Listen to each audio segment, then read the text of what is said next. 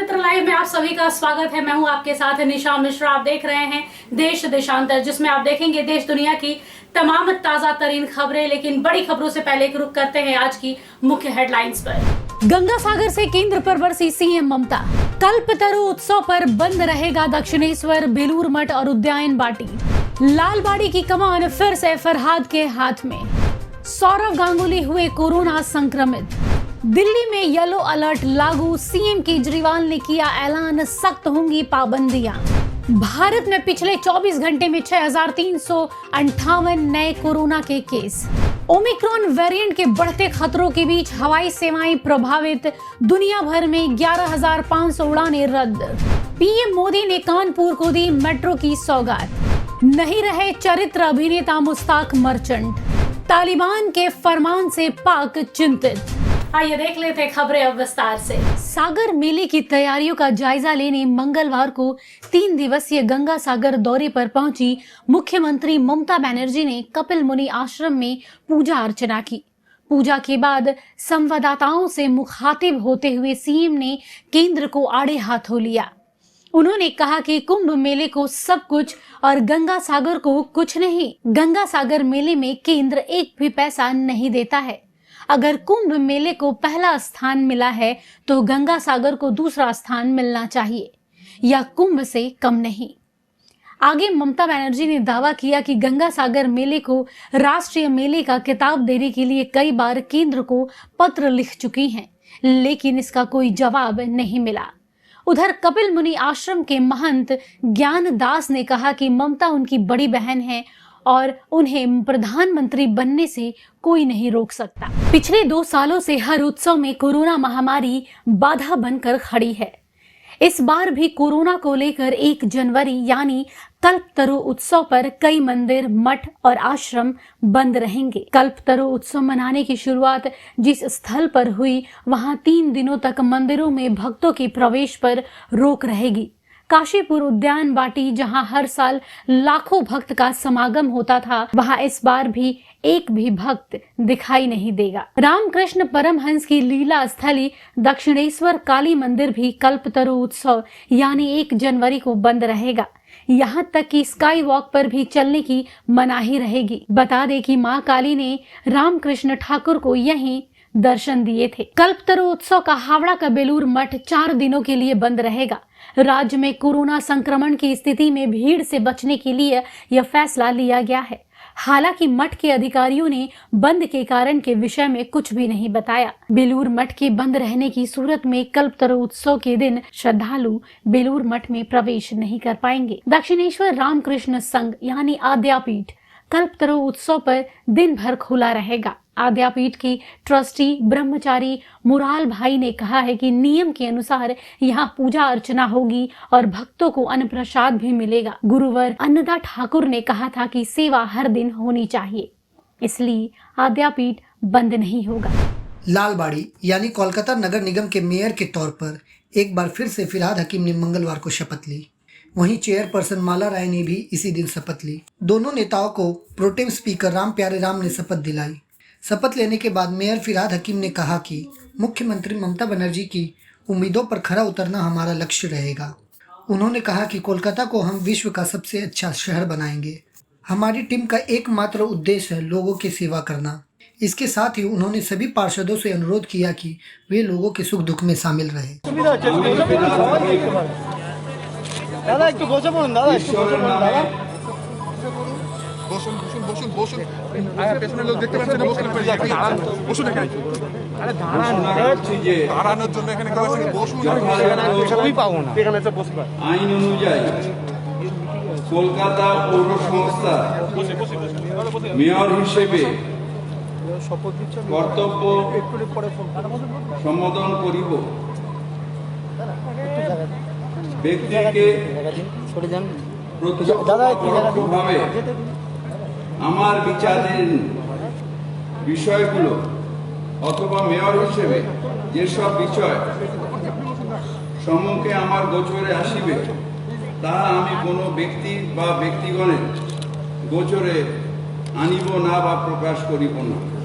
আমি শ্রীমতী মালা রায় ঈশ্বরের নামে শপথপূর্বক সত্যনিষ্ঠার সহিত ঘোষণা করিতেছি যে যথাযথ ও আইনানুযায়ী কলকাতা পৌর সংস্থার অধ্যক্ষা হিসাবে কর্তব্য সম্পাদন করা ব্যতি রেখে প্রত্যক্ষ বা পরোক্ষভাবে আমার বিবেচনাধীন বিষয়সমূহ অথবা অধ্যক্ষা হিসেবে যেসব বিষয়সমূহ আমার গোচরে আসিবে তাহা আমি কোনো ব্যক্তি বা ব্যক্তিগণের গোচরে আনিব না বা প্রকাশ করিব না। নমস্কার। শুধু একটা কথা, মমতা বন্দ্যোপাধ্যায় অনেক প্রত্যাশা করে এই বোর্ড করেছেন এবং এই বোর্ডকে তিনি মনোনীত করেছেন। তাই আমরা টিম কর্পোরেশন অর্থাৎ আমাদের নেতা মালা রায়ের সমেত আমরা সবাই, সব কাউন্সিলররা, আমাদের কাছে একটাই শপথ থাকবে, মমতা বন্দ্যোপাধ্যায়ের যে প্রত্যাশা মানুষকে সেবা দেওয়ার, কলকাতাকে বিশ্বের বেস্ট সিটি করার, মমতা বন্দ্যোপাধ্যায়ের যে প্রত্যাশা মানুষকে এমন জায়গায় সেবা দিতে হবে যে মানুষ বলবে যে না, এই যে তৃণমূল কংগ্রেসের বোর্ড, মমতা বন্দ্যোপাধ্যায়ের যে অনুগামীদের বোর্ড, এই বোর্ড সব থেকে শ্রেষ্ঠ, সেই জায়গায় যেতে হবে। बीसीसीआई के अध्यक्ष और भारतीय टीम के पूर्व कप्तान सौरभ गांगुली कोरोना पॉजिटिव पाए गए। सौरभ गांगुली की कोरोना रिपोर्ट सोमवार की देर शाम मिली। कोरोना संक्रमित पाए जाने के बाद दादा को कोलकाता के वुडलैंड्स अस्पताल में भर्ती कराया गया और उनके सैंपल को जीनोम सीक्वेंसिंग के लिए भेज दिया गया। गौरतलब है कि दादा लंबे समय से अपने कोलकाता स्थित घर पर ही रह रहे थे। दिल्ली के मुख्यमंत्री अरविंद केजरीवाल ने मंगलवार को ऐलान किया कि शहर में कोरोना के बढ़ते मामलों के मद्देनजर कोरोना पाबंदियों को और सख्त किया जाएगा। सीएम केजरीवाल ने साथ ही कहा कि जुलाई में हमने GRAP ग्राफ बनाया था ताकि साइंटिफिक तरीके से पाबंदियां लगाई जा सके। दिल्ली में graded response action plan yellow alert के तहत रात 10 बजे से सुबह 5 बजे तक रात्रि कर्फ्यू रहेगा। इसके साथ ही मेट्रो, रेस्टोरेंट, बार 50% क्षमता के साथ संचालित होंगे। साथ ही जिम, स्पा और सिनेमा घर बंद रहेंगे। भारत में पिछले 24 घंटे में कोविड-19 के 6,358 नए केस दर्ज किए गए हैं। ये मामला सोमवार की तुलना में 2.6% कम है। इसके साथ ही कोरोना के कुल मामलों की संख्या 3,47,99,691 हो गई है। वहीं सक्रिय मामलों की बात करें तो उनकी संख्या अभी 75,456 है। वहीं 6,450 लोग पिछले 24 घंटे में कोरोना को मात देकर अपने घर लौटे हैं।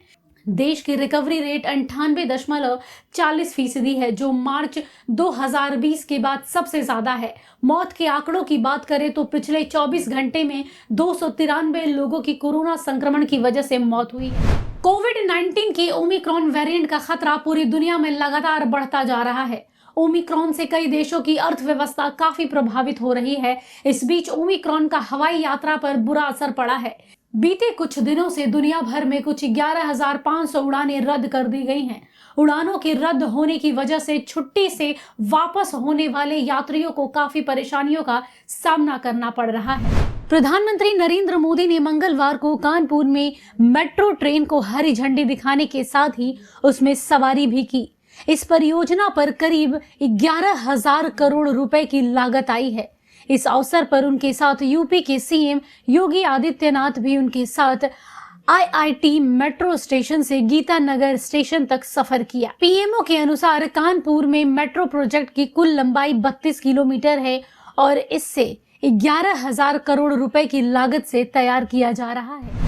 बॉलीवुड में 70 और 80 के दशक में कई फिल्मों में बतौर चरित्र अभिनेता काम करने वाले मुश्ताक मर्चेंट का मुंबई के होली फैमिली अस्पताल में निधन हो गया है। वे 67 साल के थे। मुश्ताक मर्चेंट के बेहद करीबी दोस्त हनीफ जवेरी ने कहा है कि मुश्ताक की मौत का कारण उनका हाई ब्लड प्रेशर और गंभीर किस्म का डायबिटीज रहा है। वे पिछले 10 से 12 सालों से मधुमेह की बीमारी से पीड़ित थे। तबीयत ज्यादा खराब होने की वजह से उन्हें सोमवार को सवेरे अस्पताल में भर्ती कराया गया, जिसके कुछ घंटों के बाद उन्होंने दम तोड़ दिया।